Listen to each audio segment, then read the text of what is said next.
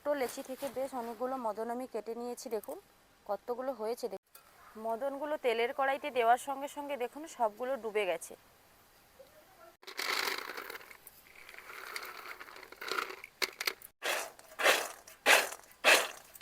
মদনগুলো ভাজা হওয়ার পর সব তেলের ওপরে উঠে গেছে কীরকম দেখুন। আর এগুলো কীরকম। নমস্কার বন্ধুরা, আমি দেবযানী, আপনাদের চ্যানেল দেবযানী রান্নাঘরের ভিলেজ ফুডে আপনাদের সবাইকেই স্বাগত জানাই। তো আজকে দারুণ একটা রেসিপি আপনাদের সঙ্গে শেয়ার করব, সেটা হলো ছোটোবেলার স্মৃতিজড়িত মদন ভাজা। ছোটোবেলায় আমরা এমন অনেক কিছুই খেতাম যা বড় হয়ে আর পাই না। ছোটোবেলা কিন্তু পেতাম, তবে বড় হয়ে না পাওয়ার জন্য সেই সমস্ত কিছু খাওয়ারের ইচ্ছা কিন্তু আমাদের অধিকভাবে থাকে। তো সেই খাবারগুলো আমরা যদি বাড়িতে খুব সহজ পদ্ধতিতে একদম অল্প সময়ের মধ্যে বানিয়ে ফেলতে পারি না, ছোটোবেলা যেগুলো আমরা 2-3-4টে করে খেতাম, এখন আমরা সেগুলো বানিয়ে পুরো মাস ধরে স্টোর করে যার যতটা ইচ্ছা ততটা পরিমাণে কিন্তু খাওয়া যেতে পারে। আর যদি হয় সেটা ছোটোবেলার কোনো একটা খাবার, তাহলে ভীষণ একটা মজা করেই কিন্তু খাওয়া যায়। তার জন্য ছোটোবেলায় যে আমরা খেতাম মদন ভাজা, আর সেটার আরও একটা নাম আছে, সেটা হলো মদন কটকটি। মদন কটকটি এরকমই বলা হতো। তো সেই আজকে মদন ভাজাই আপনাদের সঙ্গে বানিয়ে দেখাবো। খুব সহজ পদ্ধতিতেই কিন্তু মদন ভাজাটা বানানো যায়। চলুন তাহলে দেখে নিন কিভাবে মদন ভাজা বানানো যায়। মদন ভাজা বানানোর জন্য আমি এখানে 500 গ্রাম ময়দা নিয়েছি। ময়দাতে পরিমাণ মতো লবণ দিয়ে দেব। মিষ্টি মিষ্টি স্বাদ লাগার জন্য দিয়ে দেব চিনি। আপনাদের যদি মিষ্টি স্বাদের মদন ভাজা খেতে ইচ্ছে করে অবশ্যই চিনি দেবেন। যদি না ইচ্ছে করে, মিষ্টিটা না দিয়ে খাওয়ার ইচ্ছে করে, তাহলে চিনিটা আপনারা স্কিপ করে যাবেন। জোয়ান আর কালো জিরে একসঙ্গে নিয়েছি। এই যে দেখুন, জোয়ানও রয়েছে আর কালো জিরেও রয়েছে। জোয়ান আর কালো জিরে দুটোই কিন্তু আলাদা আলাদা ফ্লেভার। দুটো যদি একসঙ্গে মেশানো যায় না, তার স্বাদটাও একদম আলাদা হয়।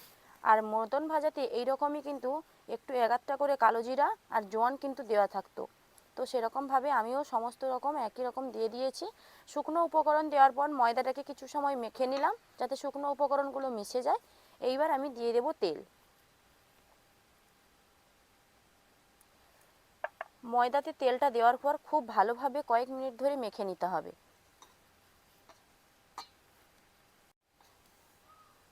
তেলটা দেওয়ার পর ময়দাটা ভালোভাবে মেখে নিয়েছি। ময়দাতে ময়ামের পরিমাণ সঠিক হয়েছে কিনা আমরা কিভাবে বুঝবো, চলুন তাহলে আপনাদেরকে সেটাও দেখিয়ে দিই। হাতের মুঠো এইভাবে যখন চাপ দেব, দেখুন এরকম একটা কিন্তু ডলা পেকে থেকেই যাচ্ছে। আর যখন একটুখানি চাপ দিয়ে দেব, খুব সুন্দরভাবে সেটা ভেঙেও যাচ্ছে। যখনই ময়দাটা এরকম ভাব আসবে, তখনই বুঝতে হবে ময়দাতে তেলের পরিমাণ বলুন আর ময়ামের পরিমাণ বলুন, দুটোই কিন্তু সঠিক রয়েছে। তো চলুন এবার অল্প অল্প জল দিয়ে একটা ডো বানিয়ে নেব, ঠিক যেভাবে আমরা লুচি বানাই সেরকম। খুব বেশি পাতলা ডো এখানে করা যাবে না, আবার খুব বেশি শক্তও করা যাবে না। তবে হ্যাঁ, আরেকটা কথা, জলটা একবারে দিয়ে কিন্তু ময়দাটা মাখতে যাবেন না, তাহলে একটু অসুবিধাই হয়ে যাবে। অল্প অল্প জল দিয়ে ময়দাটাকে মেখে নিতে হবে। বেশ কয়েক মিনিট ধরে মাখানোর পর দেখুন এরকম একটা ডো রেডি হয়ে গেছে। তো এই ডোটাকে রেস্টে রেখে দেবো 15 থেকে 20 মিনিটের জন্য। হাতের কাছে যদি সময় থাকে 15 থেকে 20 মিনিটের জন্য আপনারা রেস্টে রাখবেন। যদি না সময় থাকে, আপাতত 10 মিনিটের জন্য হলেও এটাকে রেস্টে রাখতে হবে। তো চলুন আমি 10 মিনিটের জন্য এটাকে রেস্টে রেখে দিই। 10 মিনিট হয়ে গেছে। ডোটাকে আবারও কিছুবার সময় ধরে এরকমভাবে মেখে নেব।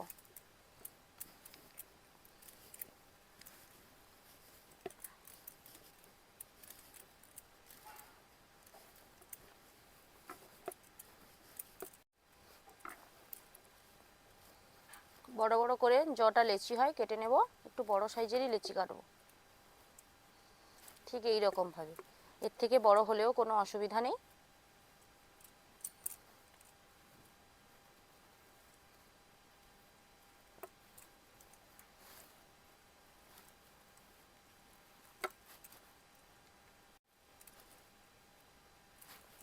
চারটা লেচি করে নিয়েছি, লেচিগুলোকে গোল গোল করে নেব। একটা লেচি নিয়েছি, ময়দার গুঁড়ি এভাবে ছড়িয়ে দেব। তারপর এটাকে কিছুটা বেলে নেব। থিকনেসটা একটু মোটাই থাকবে।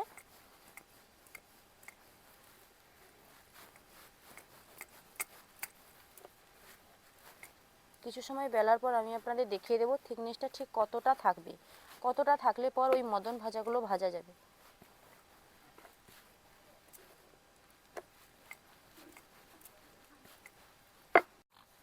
থিকনেসটা ঠিক এরকমই হবে দেখুন। এইবার একটা ছুরির সাহায্যে কেটে নিতে হবে।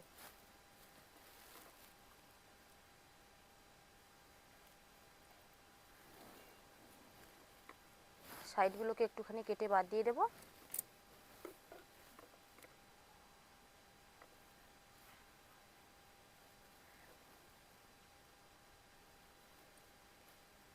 প্রথমে এরকমভাবে কেটে নেব।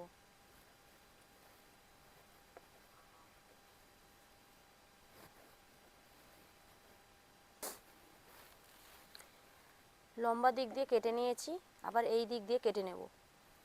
এক হাতটা একটুখানি বড় হয়ে যাবে। এদিকটা যদি আমি প্রথমে সমান করে কেটে নিতাম তাহলে বড় হতো না।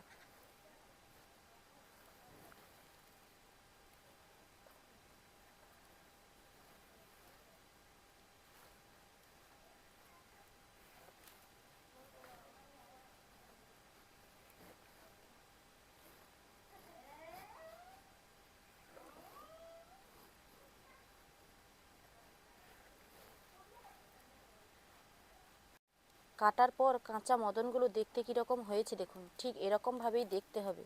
আর এগুলো ভাজার পর আরও অনেকটা ফুলে যাবে, বড় বড় সাইজ দেখতে লাগবে। ঠিক এরকমভাবে আবারও একটা লেচিকে বেলে নিয়ে আমি কেটে নেব।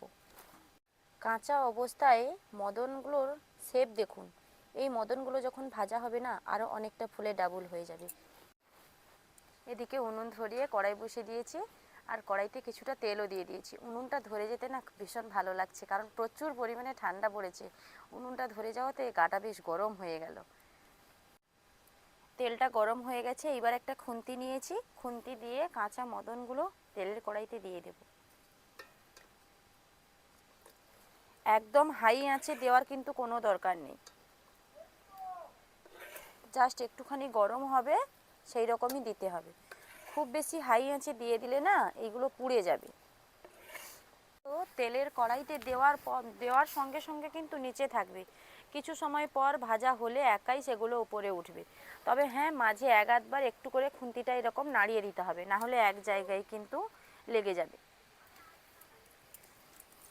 লেচি নিয়ে একই রকমভাবে মদনের শেপে গড়ে নেব।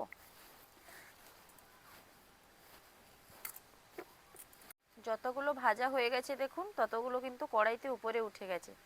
যেগুলো ভাজা হয়নি ঠিক এই জায়গাতে নিচে রয়েছে। ঠিক এরকমভাবে একা একাই কিন্তু কড়ার ওপরে সেগুলো উঠে যাবে তেলের ওপরে। সবগুলো মদন কড়াইয়ের ওপরে উঠে গেছে দেখুন, তেলের ওপরে। তার মানে বুঝতে হবে মদনগুলো একদম পারফেক্টভাবে ভাজা হয়েছে। এই দেখুন। চলুন এবার এগুলোকে তেল ঝারিয়ে তুলে নিই।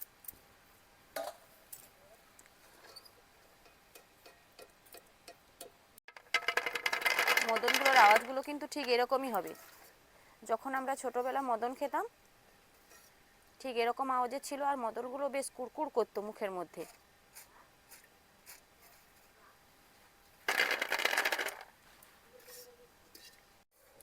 দ্বিতীয় ব্যাচে যেগুলো দিয়েছিলাম সেগুলোও একই রকম লালচে কালার করে ভাজা হয়ে গেছে। এইবার তেল ঝারিয়ে সেগুলোকেও তুলে নেব। একদম ডোবা তেলে ভাজা হয় তো তেলটা একটু ঝারিয়ে নিতে হয়।